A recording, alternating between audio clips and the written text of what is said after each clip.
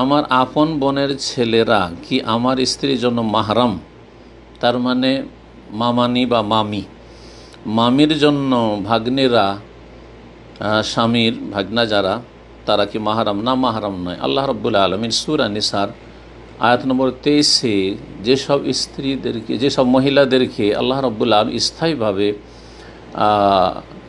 হারাম করেছেন পুরুষদের ওপর, সেই পুরুষরা হচ্ছে মাহরাম, সেই পুরুষরা হচ্ছে মাহরাম।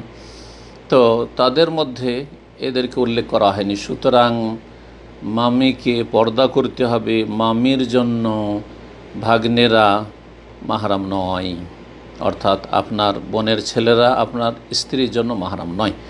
এই রকমই চাচির জন্য ভাতিজারা, স্বামীর ভাতিজারা মাহরাম নয়। আমাদের সমাজে এই ভুলগুলি অহরহ হচ্ছে। আল্লাহ রাব্বুল আলামিন যেন মাফ করেন এবং আল্লাহ রাব্বুল আলামিন যেন ইসলামিক পরিবার সত্যিকার অর্থে গঠনের সকল মুসলিমকে তৌফিক দান করেন।